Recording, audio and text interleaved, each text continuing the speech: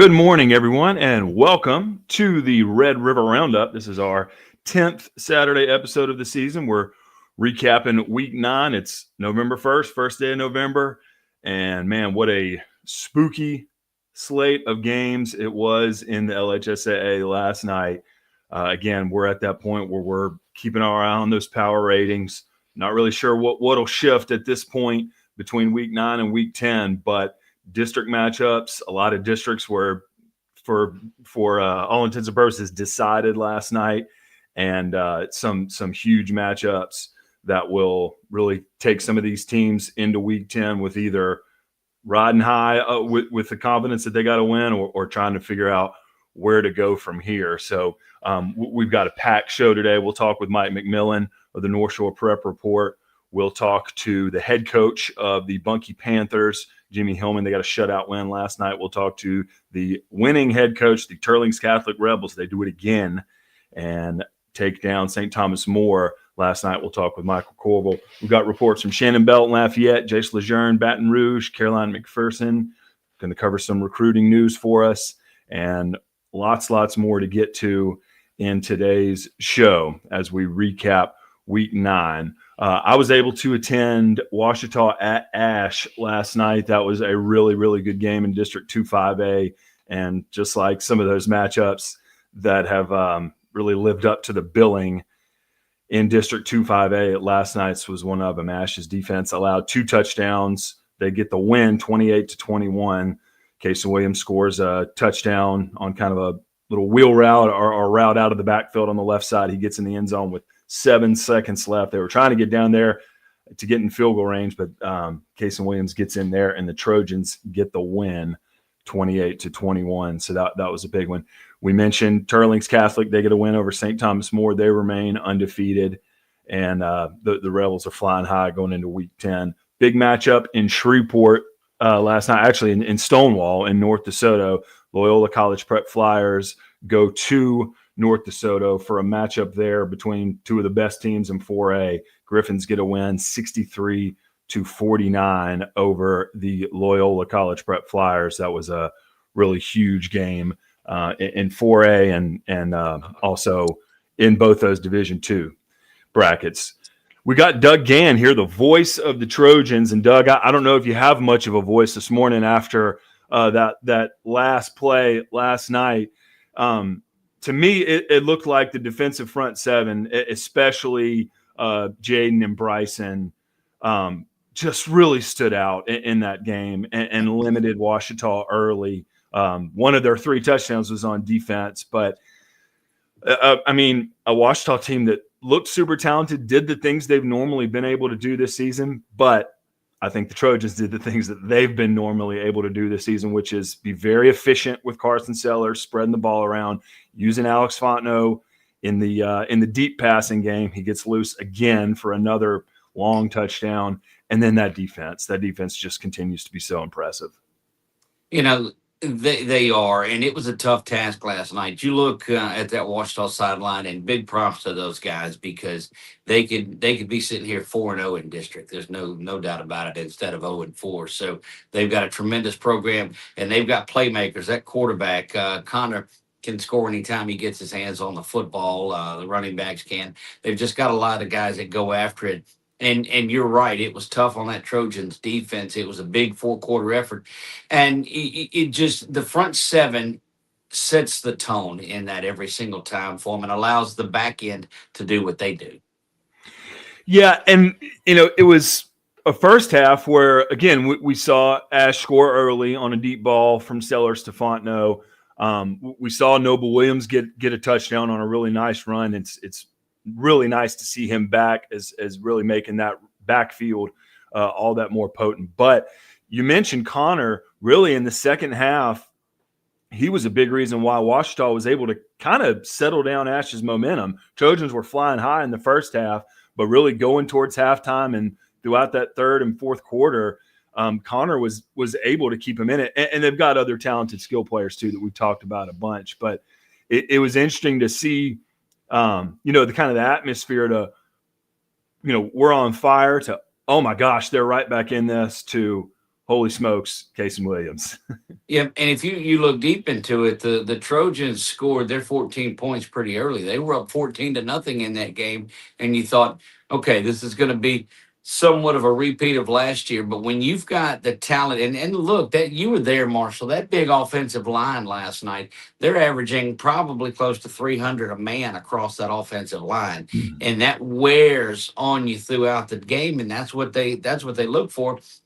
And it was just such a change in momentum. You know, they're up, what was it, 21-7 because they take the opening kick in the third quarter and go down and score. But then, Washita does what Washita does and get back down there. The swing in momentum was so big towards the fourth quarter, at the end of the game as well, when Ash gets that big turnover on downs. And then the very next play on first down, drop the ball and the scoop and score the other way. And you look around and it's 21-21, and you're like, oh, there's some serious things on the line in this one, and even to go down and have to get that Trey Williams interception, which was the Trojans' second INT of the game. But I don't think enough can be said about Trey Williams and what that backside does. Kyron Griffin with a pick the other end, that one that he has to close on. It's a complete of a defense as I've ever seen. And I've seen the one that had Jacobin Guillory and Bud Clark on it. But this is just as complete a difference as you'll find. Yeah, Williams really had not only that impressive interception late that was just clutch at the time, but a lot of open field tackles. He had, and he's not the most gigantic guy on that defensive side of the ball, but God, he plays like it because not a lot of tackles bounce off of number 9. And then you mentioned Griffin too.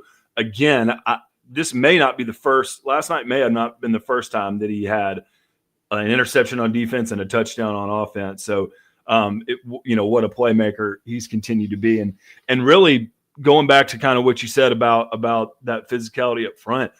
Washita's front seven, both Noble and Kaysen had a touchdown last night, but those were hard earned. They got hit a lot, and they had a lot of snaps. Both of those guys did, where the play didn't really go anywhere, and they were getting gang tackled by 2 or 3 guys. So Washita really did a good job with their talented defensive line to make it hard on the Trojans, where they average well over 40 points a game. But you could tell that wasn't going to be the case last night because how well the Lions defense was playing.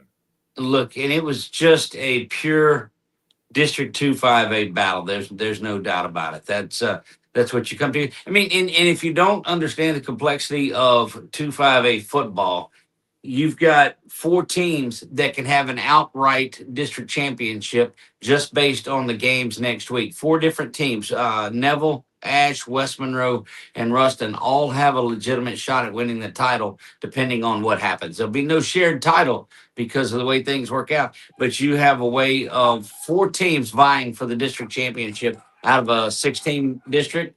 Yeah, and I heard you talking with Coach Thomas Bachman last night about that. So Ash plays Neville in week 10. Ruston plays West Monroe in week 10 as well, and that's kind of been a merry-go-round of A beat C, B beat A, and so a lot to be decided.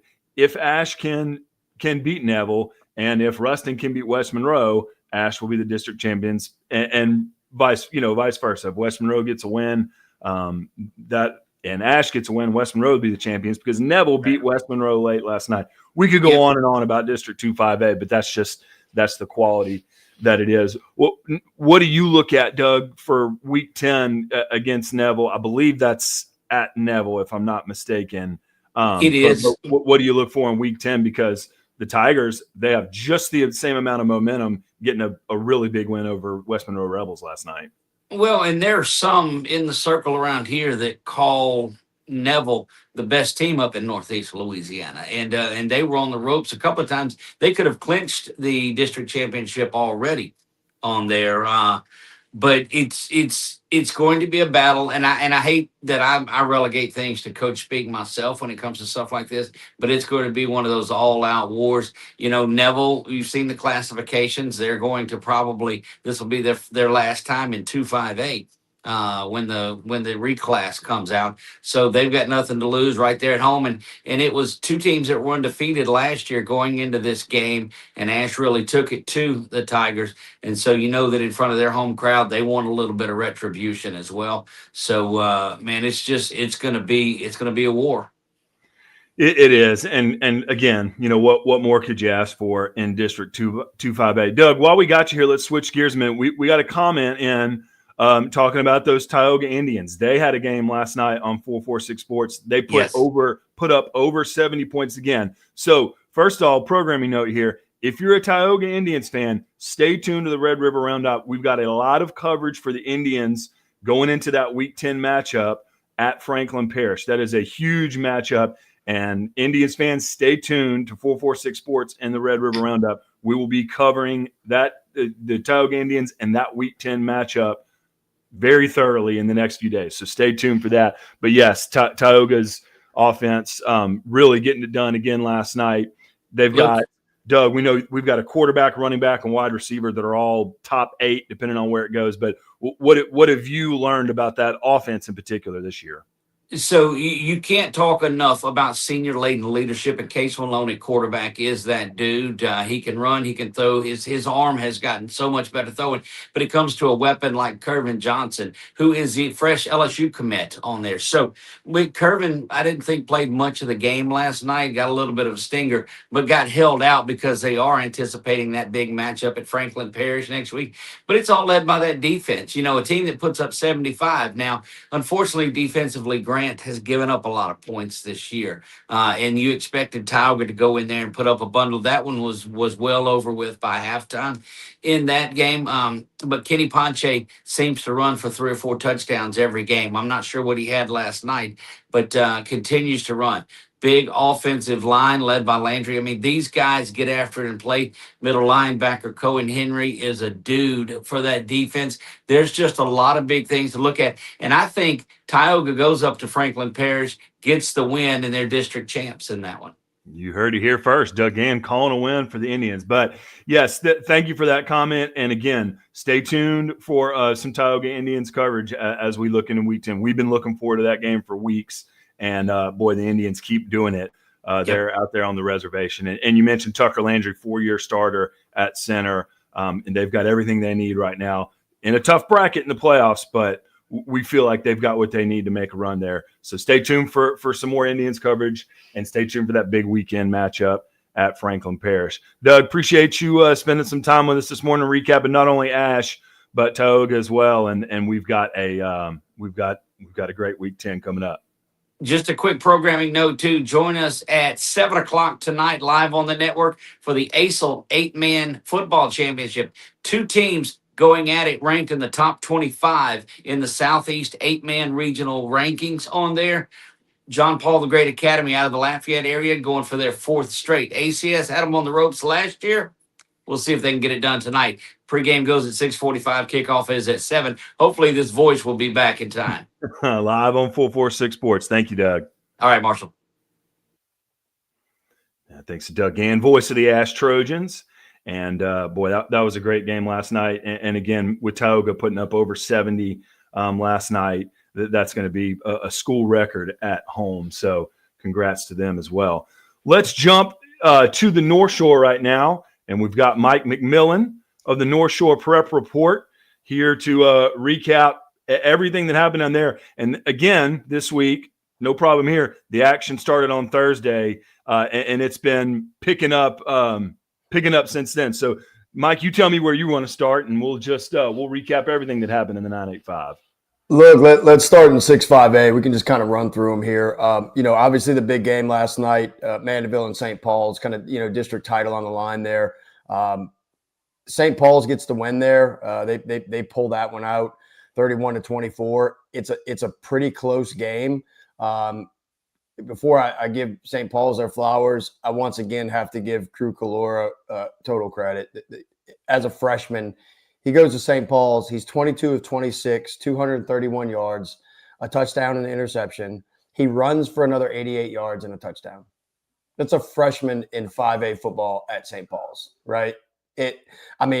kudos to him. It's going to be fun to watch him kind of, going down the stretch there and doing what he does. St. Paul's, look, it's not boring. It's the same old story. It's Cody Corrales, 23 carries, 160 yards, 2 touchdowns. Brady Pearson's very efficient, 7 of 12, 72 yards. They throw it when they need to.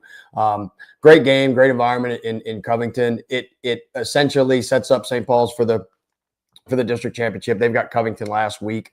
So that'll be a good game. But Covington will win the district championship there. So moving on to the Covington game. Covington's at Ponchatoula. I talked about this on Sunday with Cass Hargis on our show. Intriguing matchup. Don't look at Ponchatoula's record. Look at who they are. They're big up front. They're physical. They've got some talent. Covington goes to Ponchatoula last night and loses 14-24. Big game for them. For Ponchatoula, they've got some talent. They've got some athletes. I don't have their stats yet, but I'll give you some intriguing stuff that I do have from last night. Covington ran the ball for 239 yards on 15 carries. They averaged 16 yards a carry. They had another 110 passing. So they had 349 yards of offense last night, came away with 14 points. They had another, I think, 9 tackles for loss. I don't know how that game went, but all I have is a score at this point and some stats. But kudos to Ponchatoula for continuing to fight. I'll talk about this a lot. Slidell did the same thing last year. Slidell kind of going into that last 2 weeks, kind of down and out, and it was a program builder, and it's kind of slingshot them to where they are now. So that's big time. And then lastly, another massive matchup that I thought was maybe the most intriguing matchup of the week, which was Salmon at Hammond.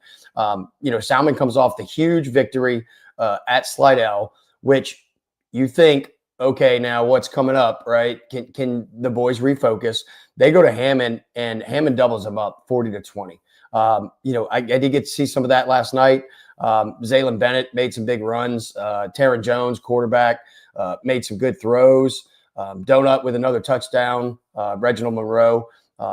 Well played by Hammond. I mean, to keep Salmon to 20 points, I don't know how many times they've been kept to that total all year, but it goes to show you how good Hammond could be. And now let's look and say, okay, does that mean St. Paul's is really that good? Because St. Paul's kind of put it on Hammond, right? So it's an interesting matchup. It's a phenomenal district. It always is. And you can see night in and night out, everybody's got to be ready.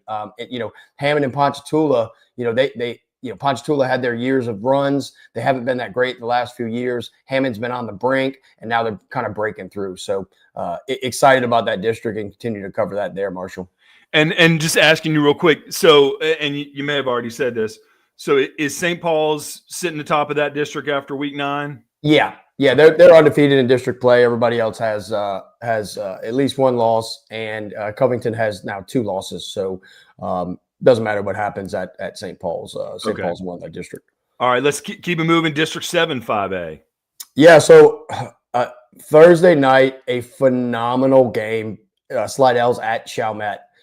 Once again, I'm super intrigued by this matchup. I won't say similar teams because of the way that Chalmette plays defense is elite. They've got guys at all levels that could do really well. Slidell goes in there. They put up 36 points. Now, one of those touchdowns was in overtime. No starting quarterback. Ricky Williams is out, and no Jeremiah Birdlow. So Stanley Lang comes in at quarterback, his second game, has a great game. Look, I have to give credit to Mike Thompson, wide receiver, makes a huge catch.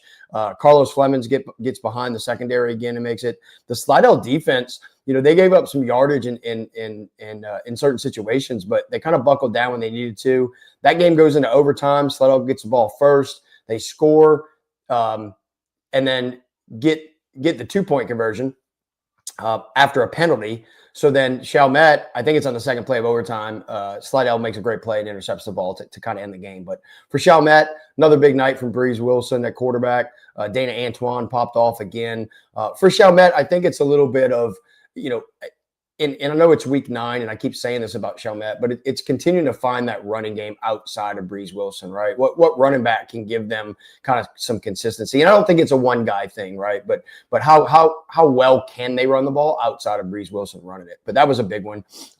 North Shore heading to Fontainebleau. That's a big one. Coach Sanders, he's got that crew rolling. Another big game from JJ Gonzalez, their quarterback, who he's had a couple of these this season, but he ran for 125 yards and a touchdown last night. Ramon Williams, only 10 carries and 46 yards, 2 touchdowns. I don't think they needed him that much. But I've got to give Fontainebleau some credit. They keep fighting. Logan Astigue's back at quarterback after some injuries. He threw for 200 yards and a touchdown. They've got some really young talent. Sawyer Shane, the sophomore, he's an incredible baseball player. He had a 61-yard touchdown reception last night. And then Connor Tyson comes back to kind of his true spot, not having to play Wildcat quarterback for them. He has 8 catches for 88 yards. So really, really proud of those guys. They're gonna keep fighting. And that matches up a huge matchup next week, North Shore and Slidell, which might be our game of the week. Yeah, and we've heard you kind of start hearing coaches talking about the run game that they're wanting to set up. As like last night was the first game where everybody was cold, putting on jackets. So that run game is going to become all the more important. Looking at District 7 4A, Franklinton gets a win last night. Lakeshore gets a win last night. Those have been kind of the top, the 2 teams throughout the past couple of years that met in the playoffs and been players there. But Pearl River with a win as well. But Titans and Demons might be on a collision course again. Yeah, look, as much as I'd hate to see it, and I'd love to see it at the same time, but Franklinton gets a big win last night at LaRanger. LaRanger's a good physical football team. Coach Paul's got those guys on the right track, and they're very competitive. I don't think Ryland James played again last night. Jacob Crane, I believe he had 2 touchdown passes to Jaden Burkhalter. DeMicus McLean obviously, probably did his stuff as well. The Lakeshore Hannon game, it's kind of close early halftime. I want to say it was maybe a 14-7 game, something like that at halftime. And Lakeshore does what they do in the second half. They figured out what was going to work and what they needed to do, and they did it right. So kudos to them. Odra Gross, who I'm enamored with, he plays both sides of the ball. He's a fullback and linebacker. He ran for over 100 yards. Brody Loudermilk, very efficient, another 90 yards on the ground and a touchdown. I haven't mentioned this kid a lot, but Dylan Kusak's a very talented running back. It kind of gets the ball sparingly and has kind of come on the scene as of late, but he ran for almost 100 yards, another 2 touchdowns. And then a young one, Gareth Hernandez, runs for 90 yards and a touchdown. So once again, Lakeshore does what Lakeshore does, and they just continue to plug guys in and play them and do what they do. Pearl River, that's a good win for them. That Pope team's a good team, and they're physical. Once again, another close game at halftime. Pearl River just leaned on them a little bit late. Pope had some mistakes late that kind of cost them, but Gage Duran at Pearl River. If you don't know that young man, look him up. He's fun to watch. He's 6 foot, 230 pounds, and he runs the ball downhill. He ran for over 200 yards and a couple touchdowns last night. So big impressive win for Pearl River, and continue to build that program. Yeah, I believe Franklinton has Han in week 10. I forget exactly who Lakeshore has in week 10, but that'll be it'll take the whole season to figure out who's going to come atop that district. Oh, yeah. Moving on to 3A, which this has been a really fun district to cover this year. Sumner gets a win on Thursday night, I believe, another big win. Cowboys just keep rolling. Yeah, look, 9-0 now. That makes them 19-2 over the last 2 years, so they know how to win. Their offense is predicated around the run game, the wing tee, but they can throw it when they need to. Jamon Dyson, wing back, slot back kind of guy. He can really get it. They've got a fullback that runs the ball really hard and has got a lot of yards too. They play defense very sound. It's a tough district, right? And for me, this is, in my mind, it might be the game of the year. Jules Sumner at a meet next week. It's going to be a phenomenal environment. I don't want to discredit Pine. Pine's kind of sitting at third behind those 2 guys, and Pine's a really good football team. Their 2 losses come to Sumner and a meet.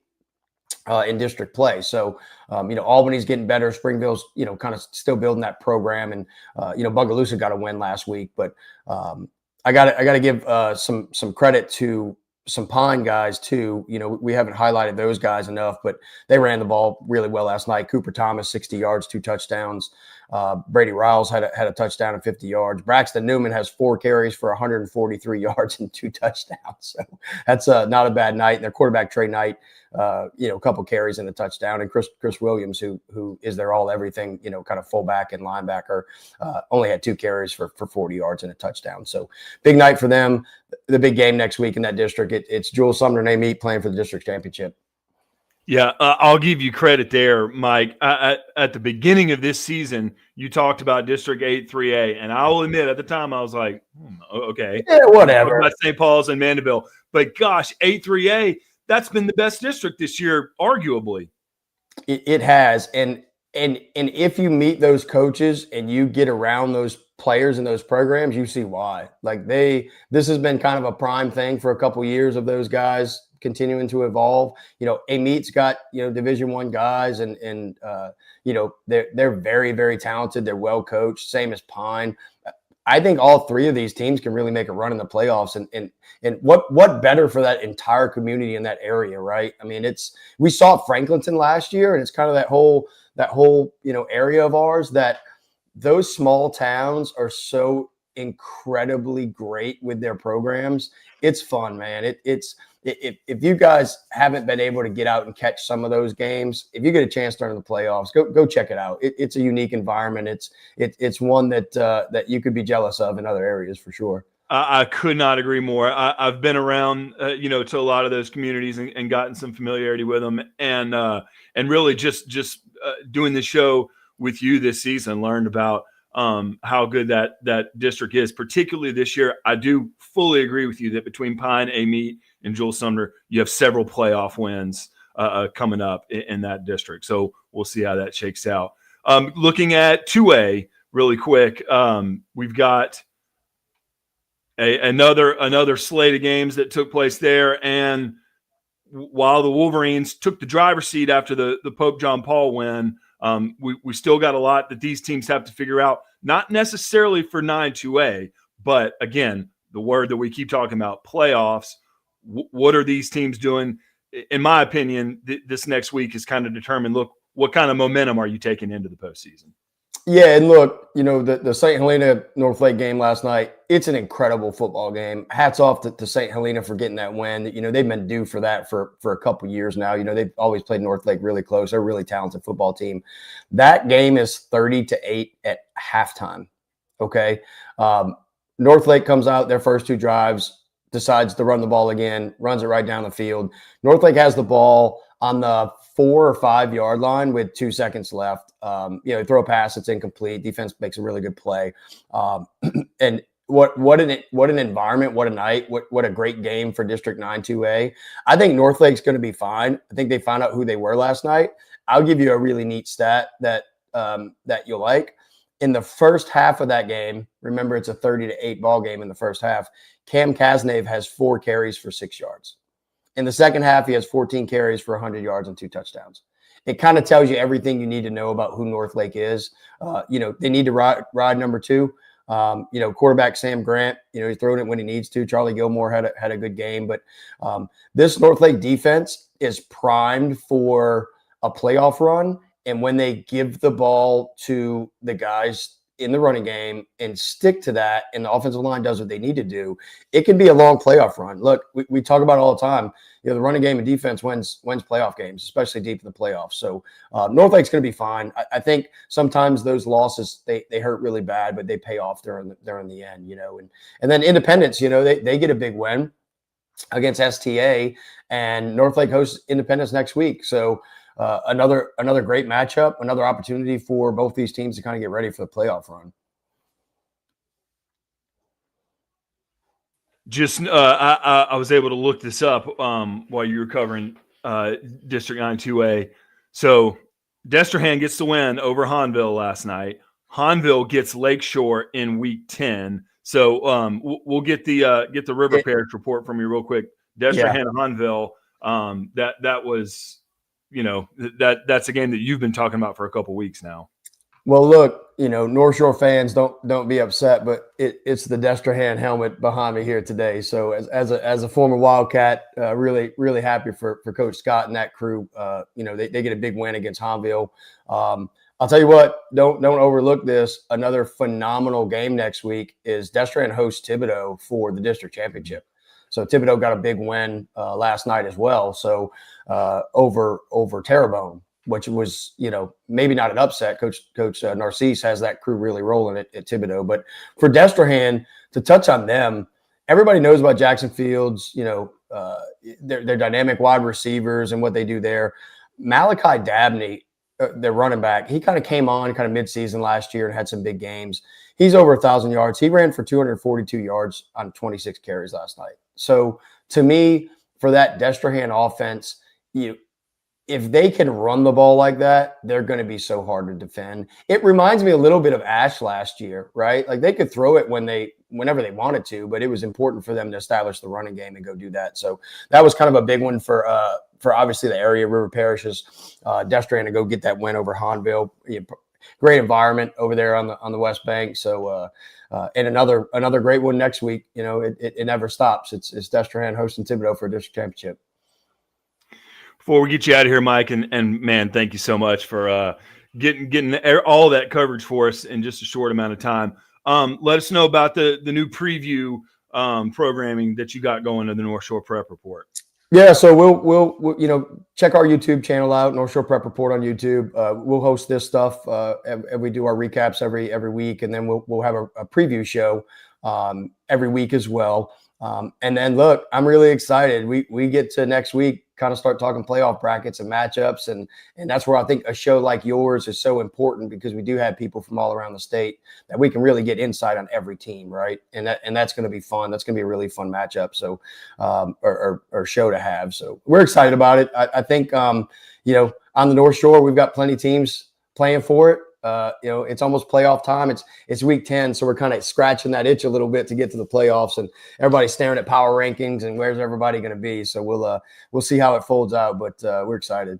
Well, I'll get you out of here now, but I'll be bugging you all weekend along as I usually. Hey, Marshall, lastly, big win for Carr last night over John Curtis. John Curtis played really well. They actually threw the ball well in that game. Closer game than the score indicated. John Curtis is there. So, once again, you get to the playoffs, and there might be 3 or 4 teams from the Catholic League that make big, long runs. So it'll be interesting. Yep. Bring it on. We'll be here for all of it. Thank you so much, Mike. Talk to you soon. Thanks, Marshall. Have a good one. Yep. You too.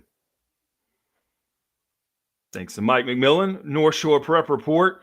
Big game, that Covington had last night, taking the loss, and a lot to keep up with there. And again, District 8 3A, that's going to be an awesome one to follow. All right, going back to the Sinlaw area, had a game last night. The Bunkie Panthers get a shutout win over the Vidalia Vikings, and we're going to bring in head coach of the Bunkie Panthers, Jimmy Hillman. And Coach Hillman, haven't gotten to talk to you since that big matchup with Gina at y'all's place, but got to bounce back last night, get back in the win column, and a really impressive shutout victory. That's what it looked like on the scoreboard. Were you impressed with how y'all did last night? Yeah, I was. Look, we had some things that we had to improve on coming off of that Week 8 game.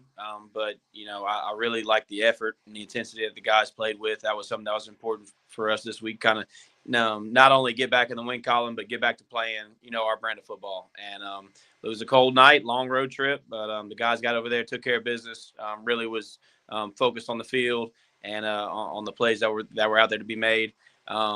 Defense put up 0. We had 5 interceptions last night, and offense was really efficient with the ball. I've asked a few coaches this. Does the way that you try to game plan really shift when, and as weird as it sounds, like when the weather gets this way and you may not be able to air it out as much as you have, and you really got to get to playing fast, physical, and hard-nosed football? Yeah, no, it definitely plays a factor. I mean, there's no secret. I mean, when the temperature drops, kind of like it does, the ball kind of gets slick, so throwing the ball gets a little bit harder. You kind of got to everybody's trying to establish the run and protect the football in the cold. So, that kind of plays into a factor defensively as well. I mean, look, I thought the guys handled the elements well. It was cold. It wasn't like freezing, but it was a chilly night. But look, anytime you can go on the road in our district and pick up a win like that, it's good. It's good for morale. It's good for our guys moving forward. What did the coaching staff and the players take from the Gina game that you feel is beneficial as you get into the playoffs? Well, we know very well what type of program they are. They're a team that we've been battling with now for 3 years now that I've been here. But if we want to play in the quarterfinals, semifinals again this year, that's the type of teams that we're going to see in our bracket. And the type of programs. They're got one of the best running games in the entire state. Across all classes. So it's a tough team. But I really like the way our guys kind of responded off of it. A couple years ago, we were in a similar situation, and we just didn't have a lot of guys that had been in situations like that before, and it kind of lingered on for a while.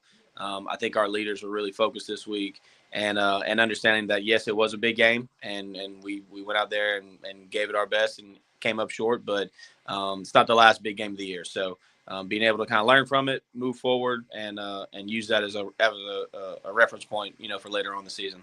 Yeah, that's a great way to put it. It's not the last big game of the year. Speaking of which, and I do want to talk playoffs with you in just a second, but first, let's preview the Catskin game. It's a really cool game. It's a really cool tradition, and you in particular have an interesting perspective of it, being on both sides and having worn both colors in your coaching career. Yeah. No, big rivalry. I have to go back and look, but I want to say this is around year 77, 78, something like that. So cool. Look, really, really important to both communities, to this parish. The guys are going to be excited. It's good when you play this game every year. And I've been a part of this game for, I want to say 8 years now. There's 2 years in my time in Marksville that they didn't have it, but I mean, you don't have to tell the kids anything special to get them ready to go, so it's going to be a lot of fun Thursday night. So we're expecting a big crowd, being the only game all in our area going on. And both teams 8-1. They've got some dynamic players. We've got some dynamic players. It's going to be a lot of fun. And remind me where that game is. I haven't here in Bunkie. It's a home game. Okay. And then, beyond that, so, regardless of what happens in week 10, the assumption is you are going to have, a playoff seed that'll get you somewhere in that bracket. It's power ratings are always weird to me because they fly around so much. Everybody's moving up and down the list. And then right around this time of year, things kind of lock in sometimes, depending on which bracket it is. Are you looking at that right now? Or in the past, have you put a lot of attention into what your power rating is, what your early round matchups is, or is it just, look, if we concentrate on what we're doing, I really don't care who we play? There's a mix of both. You're definitely looking at it right now, just to get an idea of what side of the bracket you may fall on, who's some teams that you may see, things like that. We're not doing any game planning or anything like that, but it is good to see, and we're in a spot right now sitting at number 9 that, with a win on Thursday, we could move to 7 or 8 and secure a first round bye. We could win on Thursday, and some teams underneath us get, a meet in particular plays Jewel Sumner. If a meet's able to win, we're expecting them to kind of jump us. So we could win and move down. It's just kind of, we're going to be somewhere between as high as 7, as low as 10, I believe, is kind of what we're looking at right now. So. And again, that seed didn't matter for y'all last year. Y'all made a great run in 2024 and poised to do the same in 2025. Bunkie Panthers and Marksville Tigers Catskin game. That's Thursday, November 6th. That'll be at Bunkie. A great rivalry game against two teams that are going to keep playing beyond week 10 for sure. And Bunkie Panthers with a strong game, a shutout win against Vidalia last night. Coach Hillman, thanks so much for spending some time with us this morning, and we'll talk to you again soon, sir. Yes, sir. Thank you. Yep. Coach Jimmy Hillman of the Bunkie Panthers. They get a big win last night. And speaking of big wins, there might have been no bigger win last night than the Turlings Catholic Rebels, who get a huge, huge victory over St. Thomas More. And we have the really great opportunity to bring on the head coach of the Turlings Catholic Rebels, Michael Corville. And Coach, I wasn't there. You were. We were all watching it and keeping up with it. Just take us through Turlings and St. Thomas More. Hey, Marshall, thanks for having me on, man. It's just kind of like, I would say it's debatable the biggest rivalry in Lafayette. Carencro Acadiana is a pretty big deal too, but just a jam-packed Rebel Stadium. I mean, it was standing room only, a huge game, for us to try to go out there. And it had been 10 years since we had gotten a victory, so obviously just an overall great night for the Rebels. Unbelievable crowd, unbelievable environment, and the Rebels we played a pretty darn good game. I believe, following some reporting with Shannon Bell around that game last night, I believe Rebels answered with 35 unanswered points. Right. Are you familiar? Have you been around that kind of just hot streak in the middle of a game like that? And I mean, is that anything like you expected? I know you're super confident in your guys, but just take us through being down 14-3 and then just, getting lit on fire. Yeah, it's kind of ironic, the other game that we really had a knockout drag out was against Notre Dame earlier in the season, week 3, and it was actually a 14-3 at half. So I kind of told the kids, we had kind of been in the situation, prior to. Also a big rivalry game like that, so we had at least something under our belt as far as coming from behind. And the turning point of the game, we had a interception by Jackson Broussard that Carter Maha had forced on a blitz and forced that errant throw. And we went down and scored, and just kind of from there we had the momentum and never let it go. And again, you mentioned Broussard there. Once again, your senior step up. Talk about some of those 2026 guys and what they were able to do last night individually, because it seems like those seniors are the ones that have really carried you through this year. Yeah, 100%, Marshall. Obviously, Alex Munoz had a phenomenal game last night, man. He ran for 180 yards. His leadership, his toughness, his will to win just kind of brought all of us, a little bit closer and brought all of us, some energy, some confidence that otherwise we wouldn't have. He had a great game.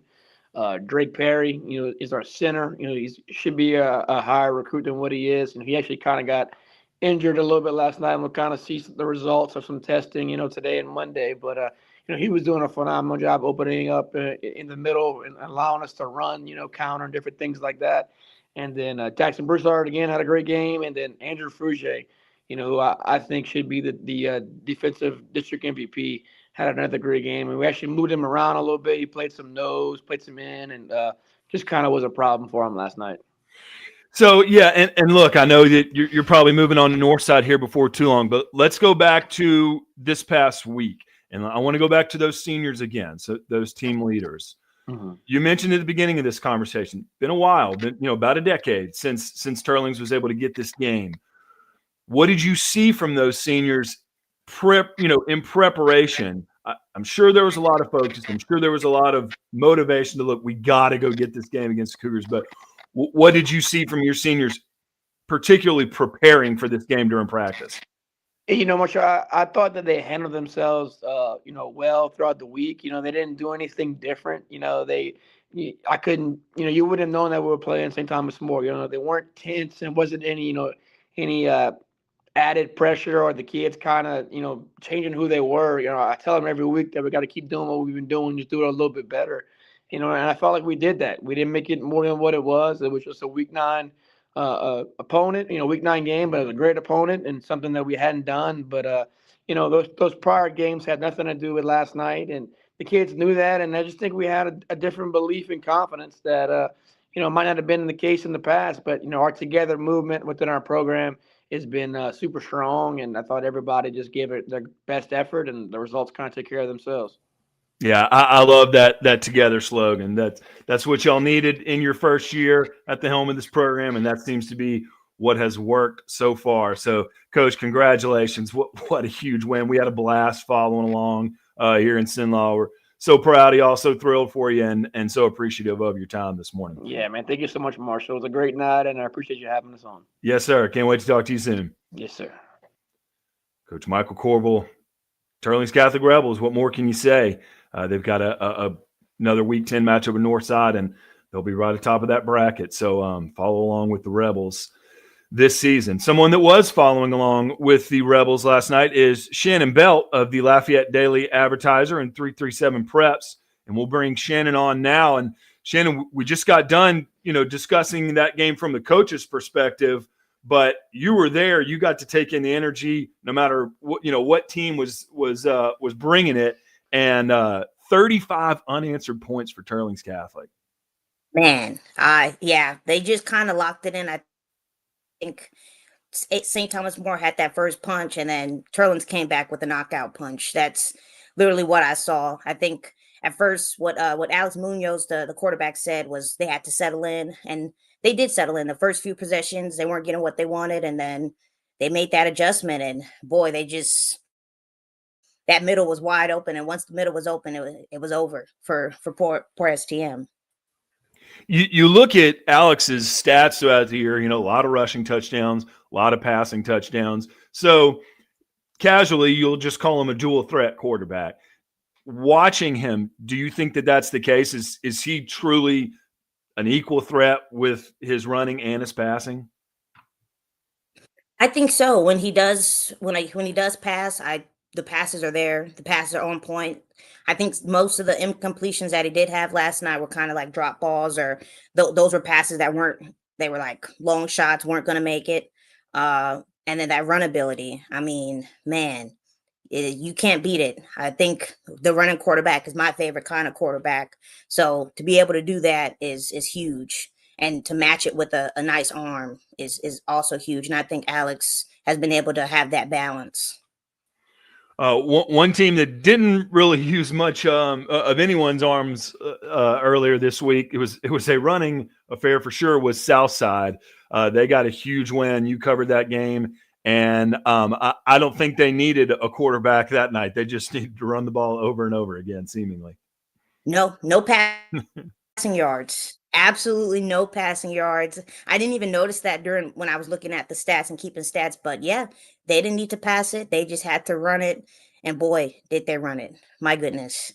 I don't think I've ever seen a team kind of answer back like that as Southside did. But I knew after the Acadiana loss, they had that chip on their shoulder and they were going to at least push for that three-way tie. It still may not happen, but they were going to at least give themselves a shot at that three-way tie.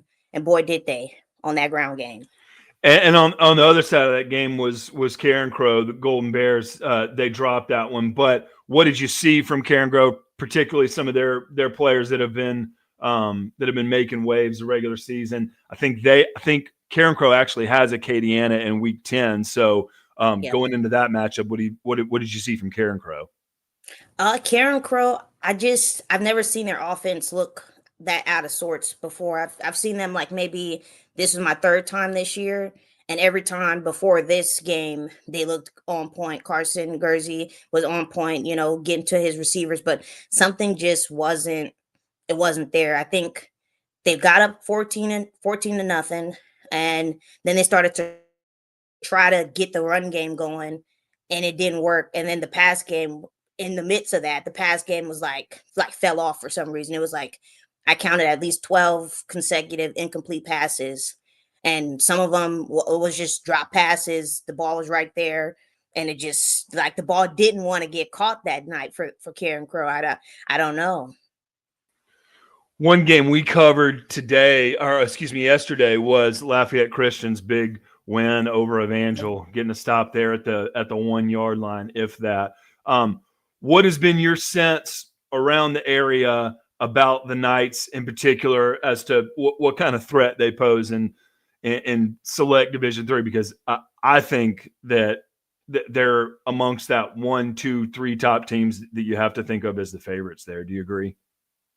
Oh yeah, I definitely agree. I definitely think they are the team to beat, especially from the 337 within that division, that aspect. They are definitely the team to beat because they have a balance on both sides of the ball. You know, some teams defense is better than offense, or the offense is better than defense. I feel like theirs is equal, and you saw that last I think Thursday night with, I think it was Luke Green who made the stop at the goal line. That's the kind of stuff that you, when you're building a special team, those kind of moments, you're like, yeah, this team is special. And they had a couple moments like that where they have been able to just stick through and win games, and it's because they have a good balance of offense and defense and big bodies on in the trenches. Yeah, that's we were talking to that with Coach Top. What a perfect coaching moment to say, look, guys, never give up, because you could be 1 yard away from losing and flip Yep. that game and take the victory. ERAF got a win last night. Lafayette, they actually got a big win on Thursday night. Acadiana wins as well. So going into Week 10, what else caught your eye from the 337, and what are you looking forward to going into the final week of the regular season? Final week, Acadiana, man, they caught fire after that 0-3 start. So I think they're definitely going to be a hard team to beat, especially for Karen Crow after again kind of ran through by Southside. They're going to have to go through the same process with Acadiana because it's the same kind of style where it's not going to be a lot of passing. You're going to have to tackle. You're going to have to stop that run game in the middle. So there's that. Erath, I think there's about maybe, I think Erath, Turlings, AES, and I think Westminster Opelousas are still trying to complete that perfect season. So I think all four could do it. Honestly, I think because last year when I was covering football, only Vermilion Catholic did it, but they went all the way and were perfect. But they were the only ones, even regular season, who finished regular season perfect. So 4 teams, I mean, that's huge. So I'm hoping all four could do it, but I think they could. Yeah, that'll be great to check in next week and see, who gets that 10-0 regular season record in the Acadiana area. Shannon Belt, she's with the Lafayette Daily Advertiser, and she does a great job with 337 Preps on X. I follow her, and it's one of my favorite things to do on whether it's Thursday or Friday is follow Shannon and get her just super, super entertaining insight into not only the scores, but highlights and everything that's going on in that game. She does a great job. So Shannon, thanks for covering both Southside and Turlings this week. We were following along with you to keep beads on those games, and we really appreciate you spending time with us this morning to break it all down. No problem. Yep. See you next week. See ya. Shannon Belt, Lafayette Daily Advertiser, and again, just no one better in that area to cover prep sports in the 337. And it's time now to bring on Jace Lejeune with the Gridiron Football USA Group and the Gridiron All-American Game. And Jace, so many games to keep up with in the Baton Rouge area, between Thursday and Friday night. I think Dunham got a win over Episcopal. There was a big matchup between Central and Zachary. But from the 225, what's resonating the most to hear on Saturday morning? Yeah, it was a game I called last night, Marshall. It was the 6-3A district championship between U High and Madison Prep. Called that game for Varsity Sports Now, and I don't think I had this on my bingo card, Marshall, but we had 3 touchdowns scored in the football game, and only one of those 3 touchdowns was an actual offensive touchdown. So it was a pretty crazy game. Landon Johnson, Madison Prep's quarterback, is actually the punt returner for Madison Prep, and he broke like 5 tackles to score a touchdown. That put Madison Prep up 8-0. They got the 2-point conversion as well. That was your halftime score. Madison Prep winning that football game. Well, I guess it's Halloween, trick or treats, right? Exactly. Very spooky. Yeah. It was a crazy game. Second half, U-High made their adjustments. They didn't. I mean, you gotta give credit to Madison Prep's defense. They did a great job of stifling U High, but U High was able when they needed a touchdown drive, they got it. Ethan McGlynn, their quarterback, threw a great touchdown pass to Lawson Dixon, their starting wide receiver, who's really their stud at the receiver position, their go-to guy. And they were able to get the 2-point conversion.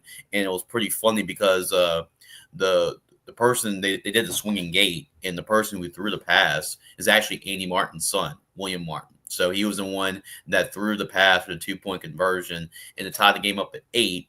Madison Prep answered, and it looked like it was like they were going to take the lead. And then talk about how big of a sequence this is. They throw it to Keon Robinson, who is one of the best receivers in the Baton Rouge area, a Grambling commit. And I tell you what, I mean, Keon it looked like he was going to hit his head on the goalpost. It looked like he was going to score, and he just gets tripped up just like that to save a touchdown. And the next, 2 plays later, Landon Johnson throws a pick 6 to U High, and that ended up being the go-ahead game-winning touchdown to make it 14-8. U High was able to get a couple of more scores, but you had a special teams punt return touchdown. You had a pick 6. So those are 2 of your 3 touchdowns in that football game. But U High gets revenge, and remember what the score was last year. Madison Prep won the district championship last year, and it was 14-6. Now this year, fast forward, it's U High winning the district championship 14-8. So 2 similar scores right there. It was a fun game. It was a defensive battle, Marshall, but it wasn't a boring one to call. It was a fun football game for sure, and it would not shock me that we see this matchup again in the playoffs. And that's what I was going to ask you. Is what's your assessment of U High through 9 weeks? Just as powerful as we've used to seeing. Weird season with them last year, so it's kind of hard to build off of it. But I'm guessing the Cubs, you're pretty high on them. Yeah, I am. Their defense travels, especially in the playoffs, especially when it gets colder. The weather is, not, that fantastic, right? A lot of times it's cold, it's rainy at this time of year, and defense travels. Their running game's going to travel. I think it's going to come down to, you seen some strides, but Ethan McGlynn, their quarterback in the passing game. I think if they can get more consistent with their passing game, I think that step they make right there, I think is going to determine how far they go. And again, I saw Bruley got another win last night. We mentioned them a little bit last week. North Iberville back in the win column. You mentioned Denham Springs. Excuse me. You mentioned Denham Springs last week. They get another win as well. So kind of continue with some of those teams that haven't been dome teams, in the past few years, to where we're going to pay attention to them. But through week 9, what are we missing? That outside of the 225, what teams are we missing? That look, you've got to keep an eye on these teams. Yeah, right now we talked about. You said outside of 225. I know you just had Shannon on, but that's an impressive win for LCA, and the schedule they had. They went. I talked to Coach Chop last night. He was on our show our post game show for high school football, and talked about that game. But for them to go 8-1 in that schedule is pretty impressive. I was sick with the 225 right here, but called this game on Thursday. But Dunham impresses me more after seeing them twice. To be honest with you, Marshall, I think they're even better than the team that made to the Dome last year. Everybody talks about Elijah Haven, and to be honest with you, in that game against Episcopal, Elijah didn't really have to do much, and that's the showing of a really good football team when you don't need your star quarterback to put the Superman cape on. The defense is phenomenal, and I think that's the thing that strikes me the most when you talk about Dunham is their defense, because hey, you might get past the first guy, Marshall, but guess what? There's 5 more Dunham guys coming right there, bringing you down. So you got to be worried of them. For sure. But they look good, man. I'm talking about Ascension Catholic has really gotten playing a lot of really good football ever since their loss to Dunham. They defeated North Iberville. North Iberville's got a really great shot at that bracket. If you look at the Division 4 non-select, I feel like that's kind of wide open. They have a really great shot of making a really good run there. You talk about the good year for the West Side. Bruley with 8-1. Plaquemine is 8-1 as well. They're a team that's been kind of flying under the radar as well. You talked about Central getting that win over Zachary. That was a big win for Central, and it was going to be a fun game next week. I highly recommend it. But that Santa Mall Denham Springs game is going to be a fun one to watch next week. Catholic and Zachary, I think, is a Week 10 game or two. So let me ask you about that one between the Bears and Broncos. Any early feeling on that game? I think it might be at Catholic High. I'm not sure, but any early feeling on that? Big time. I covered the game last year. It was at Zachary, so it should be at Memorial Stadium this year. Catholic has, and we talked about it earlier in this year when they were on that losing streak. That 2-game losing streak to start the season. That's tough. I mean, you have to play West Monroe, then you got to play the number 1 team in Mississippi after that. But I thought that was really good for that Catholic team to experience some adversity, to kind of humble the team a little bit as well. And I feel like they're razor focused, and you've seen that over the last couple of weeks from this Catholic High team. But if you're Catholic, probably the worst thing that could happen is seeing Zachary fall to the last couple of games, because you're thinking, oh, okay, we've handled Central. You can't play that type of game if you're Catholic, like, hey, we've handled Central beat Zachary, we got this in the bag, because you can't overlook David Brewerton's Zachary football team. So that's going to be a fun one. I'm planning on covering that game as well. I got to look at the whole entire schedule, but that's definitely an early favorite for me to go and check out on Thursday, because, Catholic and Zachary, that's always going to be disregard what the records are. It's going to be a fun one. East Ascension also, they got a win in Week 9 too, kind of a bounce back for them after that Turlings game. So, and you mentioned Dunham. I think that really that bracket with Dunham, with Calvary, with LCA. I'm sure I'm leaving someone out, but it's always one of the more talented brackets, because the way those 2A schools have those football programs that are that are just so efficient and so powerful and so talented. So it'll be interesting to see just that bracket in particular, and then, like you mentioned, some of the other Ascension Parish schools that have really had strong seasons so far. So no idea what's going to happen, and really that's the way we like it. Before we get you out of here, the Gridiron Football All-American game, that'll be December 30th in Pineville at LCU. Anything new with getting that game built up this week? I gotta say, Marshall, I'm a busy man now because I think we have a couple of stages, right? Inviting players, inviting kids. Our first stage is ended, so November 1st is kind of like our first wave of invites of players. And usually November 1st, you get. I mean, I'm about to go and look, but we got a whole lot of people signed up at the same time, so it's very important at this point. I kind of looked at. I think we're looking at close to 80 players right now signing up, and it's a really good rate we're at right now. Obviously, we're behind on our commitments right now. We got to get posted on our website, but we got a lot of people signing up for the bowl game, and I think that point of the year, Marshall, you're kind of looking at the end of the regular season for a lot of teams, playoffs as well. I think for a lot of seniors, you're kind of thinking, okay, like it's winding down, senior season's winding down. So what's next, right? So I think that's really reminding them, oh, you got the bowl game coming up. So a little bit more football to play. Yeah, absolutely. So you're going to see a lot more people sign up, but we got a lot of people already that are signing up to play in the bowl game. Really excited about it. And you can catch up with all of our updates at GridironFootballUSA.com and all the guys that do commit. Yep, website's right there on the screen. We're getting ready for it here in Sinlaw, and it should be another good one. Jace, thanks so much for spending some time with us this morning, and can't wait to talk about Week 10 with you. Absolutely, Marshall. Always a pleasure. Have yourself a good rest of your football Saturday. I hope you enjoy your Halloween as well. Yeah, thank you so much, Jace. Yeah, thanks to Jace. Got a really good bowl game coming up on December 30th, and man, so many teams from Baton Rouge that have just kind of had quietly had really good seasons. So we'll keep an eye on the 225. And now we'll bring on Caroline McPherson from SeeInsideTheSEC.com.